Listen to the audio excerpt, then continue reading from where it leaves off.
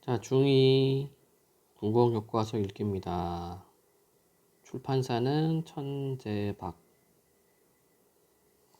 2학기 3-2단원 설명하는 글쓰기 빠르게 훑어보도록 할게요. 어디 보자. 처음부터 봐야 되는구나 얘는. 자, 다음과 같은 내용으로 자전거에 관해 설명하는 글을 쓰려고 합니다. 어떤 설명 방법을 사용하는 것이 좋을지 말해봅시다. 자, 3-1이 설명 방법이었죠. 3-2는 그 설명 방법을 이용을 해서 설명하는 글쓰기 직접 적용해보는 그런 내용이 되겠습니다. 자전거의 뜻, 여기는 정의를 해야 되겠고, 자전거의 종류니까 분류 또는 뭐 구분, 그 다음에 자전거와 자동차의 공통점과 차이점이니까 공통점은 비교, 차이점은 대조, 자전거의 구조니까 얘는 분석을 해야 되겠다. 다음은 글쓰기에 관해 작가들이 남긴 말입니다. 이 말들이 공통으로 강조하는 바가 무엇일지 생각해 봅시다. 이태준, 고칠수록 좋아지는 것은 글쓰기 진리. 그러니까 고쳐쓰기 하라는 얘기죠. 고쳐쓰기. 박완서, 좋은 글을 쓰고 싶거든 끝도 없이 고쳐 써라. 한승원, 글은 다듬을수록 빛이 난다. 한승원, 여러분들 그 노벨문학상 한강 작가 알죠? 네, 한강 작가의 아버지 한승원 작가입니다. 자, 머리카락 얼마나 알고 있니? 저 설명문이고요. 제재는 머리카락. 주제는 머리카락의 특성과 기능이고 특징, 정의, 분류, 구분, 분석 등 다양한 설명 방법이 있고 처음 부분에 질문을 제시하여 독자의 흥미를 유발, 그림 자료를 활용하여 독자의 이해를 돕는다. 자, 제목 자체가 머리카락 얼마나 알고 있니? 이렇게 의문형으로 갔죠? 이렇게 함으로 인해서 이 글을 읽는 독자들한테 호기심을 유발하고 있어요. 자, 보자. 머리카락을 자를 때 통증이 느껴지면 어떻게 될까? 아마도 많은 사람이 머리를 길게 늘어뜨리고 다닐 것이다. 그리고 아침마다 긴 머리를 정리하느라 몹시 바쁠 것이다. 다행히 머리카락은 잘라도 통증이 느껴지지 않는다. 머리카락은 죽은 세포로 이루어졌기 때문이다. 여기 그 이유가 있네요. 머리카락을 잘라도 안 아픈 이유. 죽은 세포로 이루어져 있다는 점. 그런데 이런 사실을 아는 사람은 많지 않다. 늘 함께 있지만 정작 잘 모르는 머리카락. 그래서 나는 머리카락에 관해 알아보았다. 자, 이게 설명 대상을 소개해줬고 중간 1. 머리카락이란 자, 정의 들어가자. 정의. 머리는 털의 낱개를 말한다. 머리카락은 모양에 따라 직모, 파상모, 충모로 나눌 수 있다. 자, 분류했네. 종류를 나눴습니다. 직모는 고든 모양의 머리카락이다. 머리카락이 나는 곳인 모낭이 일직선으로 되어 있어 머리카락이 곱게 나는 것이다. 파상모는 물결 모양의 머리카락이다. 모낭이 비스듬히 누워 있어 머리카락이 휘면서 자라는 것이다. 충모는 꼬불꼬불하게 말려있는 모양의 머리카락으로 흔히 곱슬머리라고 부른다. 모낭이 안쪽으로 오목하게 휘어 있어서 털이 고불고불한 모양으로 자라는 것이다. 자, 여기 그림이 이렇게 나와 있죠. 이처럼 모낭의 모양에 따라 머리카락의 모양이 달라진다. 머리카락은 크게 모수질, 모피질, 모표피 세 개의 층으로 구성되어 있다. 여기는 분석이네요. 분석. 모수질은 머리카락의 중심이 있는 빈 공기층을 말한다. 모피질은 머리카락의 중간층으로 모수질을 감싸고 있다. 모피질에는 멜라닌 색소가 들어있는데 그 양에 따라서 머리카락의 색깔이 결정된다. 모표피는 머리카락의 바깥층으로 외부 자극으로부터 머리카락 내부를 보호해준다. 흔히 머리카락이 상했다 하는 것은 이 층이 손상되었음을 의미한다. 역시 머리카락의 구조, 시각자료, 그림 자료가 있어요. 머리카락은 우리 몸에서 다양한 기능을 수행한다. 먼저 머리카락은 각종 노폐물을 배출한다. 자, 여기서는 기능이죠. 기능, 머리카락의 기능, 노폐물 배출. 수은이나 비수와 같은 중금속이 우리 몸에 쌓이면 대단히 위험한데 머리카락은 이러한 성분을 끊임없이 두피 밖으로 배출한다. 또한 머리카락은 우리 뇌를 보호한다. 한 사람의 머리에는 약 10만 가닥 정도의 머리카락이 있다. 이 많은 머리카락이 두개골을 감싸 뇌가 받는 충격을 줄여준다. 그리고 두피 온도가 급격하게 올라가거나 내려가지 않도록 하여 뇌를 안전하게 지켜준다. 그래서 중간 세 번째에서는 머리카락의 기능, 지금까지 머리카락의 종류와 구조, 기능에 관해 알아보았다. 잘라도 아프지 않고 살아 움직이지도 않는 머리카락이지만 머리카락은 지금 이 순간에도 쑥쑥 자라며 우리의 몸을 보호하고 있다. 이처럼 머리카락은 우리 몸에 없어서는 안 될 소중한 존재이다. 자, 요약하고 마무리를 하고 있네요. 자, 그러면 머리카락의 뜻 있었죠? 그러니까 정의가 있었고, 머리카락 종류, 분류가 있었고, 분류 또는 구분, 다음에 머리카락 구조, 분석이 있었고요. 머리카락의 기능을 설명을 했습니다. 자, 민우가 글을 쓰는 과정을 참고하여 설명하는 글을 써봅시다. 자, 요거 하나 또 정리해 볼까요? 글쓰기 순서라고 할게요. 거의 안 바뀝니다. 먼저 계획하기가 있어. 계획하기에서 뭘 하냐면 글을 쓰는 목적, 그 다음에 주제 정하고, 그 다음에 예상 독자, 누구한테 보여줄 것인가, 그리고 매체 선정을 합니다. 어디에 실을 것인가, 뭐 학교 교지나 아니면 인터넷 블로그에 실을 것인가 이렇게 해요. 이게 계획하기고, 그 다음이 내용 마련하기. 뭐 교재마다 좀 차이가 있지만 내용 마련하기는 먼저 자료 수집을 합니다. 자료 수집은 뭐 인터넷 볼 수 있죠. 인터넷 자료 또는 방송 자료 또는 인쇄 자료들 찾을 수 있을 테고, 또는 면담할 수 있어요. 인터뷰 아니면은 답사 방문할 수 있겠죠. 또는 뭐 설문조사 같은 경우도 할 수 있어요. 이렇게 해서 자료를 수집하고, 수집한 자료를 다 쓰는 것이 아니라 자료를 선정합니다. 골라내는 거야. 주제에 맞는 걸로. 그 다음에 뭐 하느냐? 그 다음에 할 것은 내용 조직.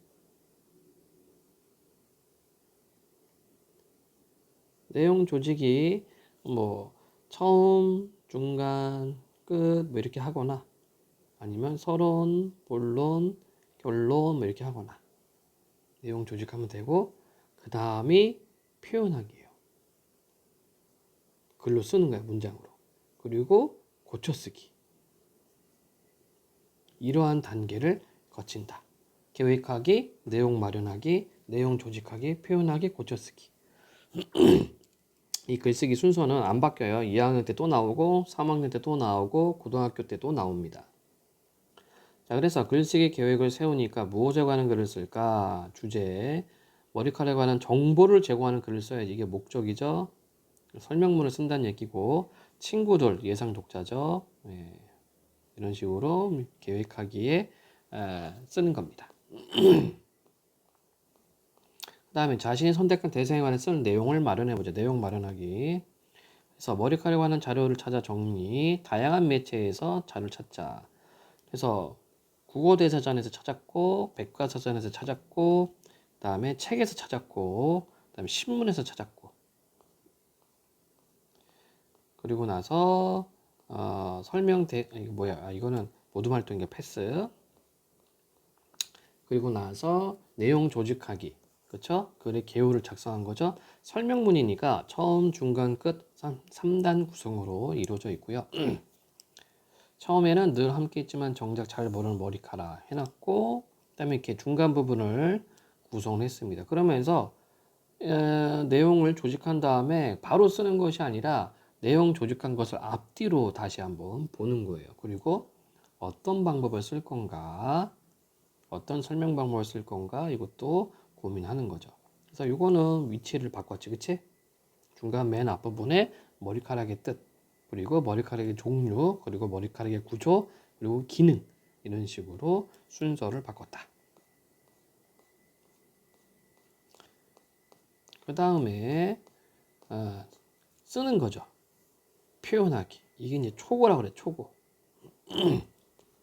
글을 쓸 때는 간결하고 명확하게 쓰고, 과장하거나 꾸며 쓰지 않고, 통일성 있게 쓰고, 다른 사람의 말이나 글 등을 인용할 때는 출처를 반드시 밝힌다.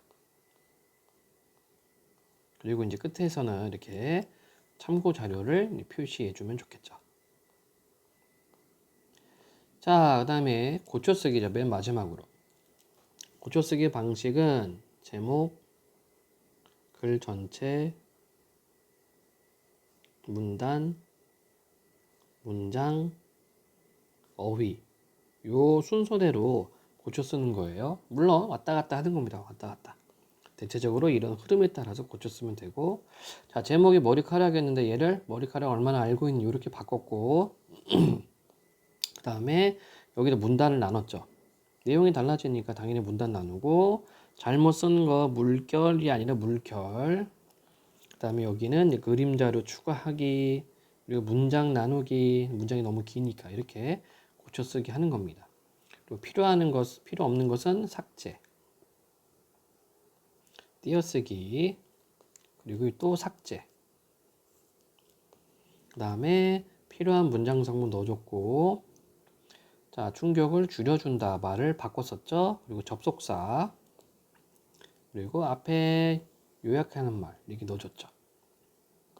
자, 고쳐쓰기 9가지 기준이 있네요. 주제를 벗어나지 않았는가? 빠뜨린 내용은 없는가? 군더더기는 없는가? 표현은 구체적인가? 문장은 어법에 맞는가?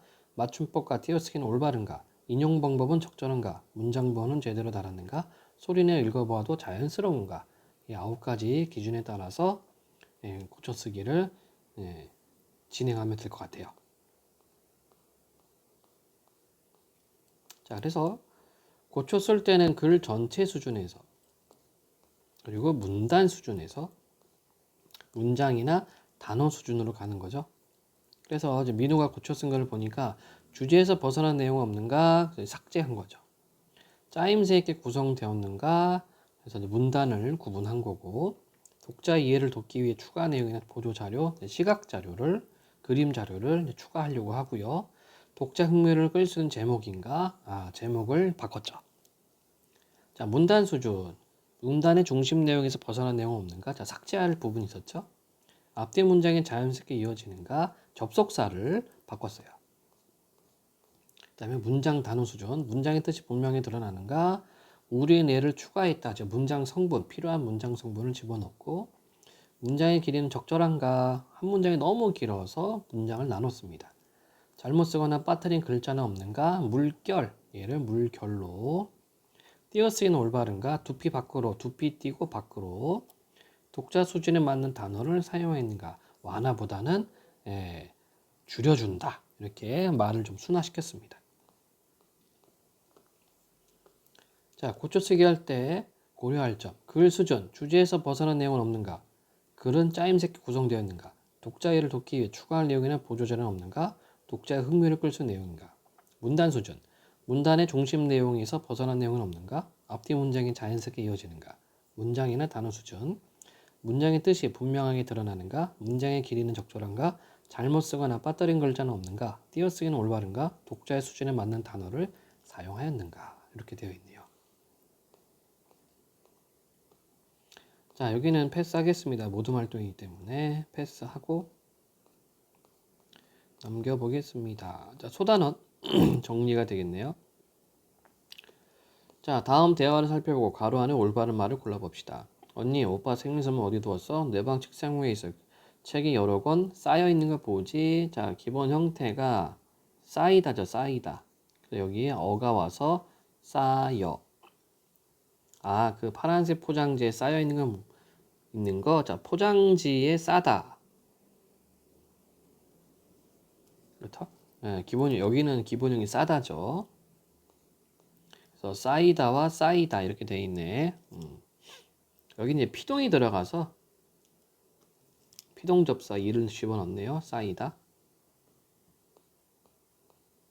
그 다음 패스하겠습니다. 단원의 마무리가 되겠고, 여러분들 글에 설명하는 글에 사용되는 거 반드시 알고 있어야 됩니다. 아주 중요합니다. 정의, 예시, 비교, 대조, 분류, 구분, 분석, 인과.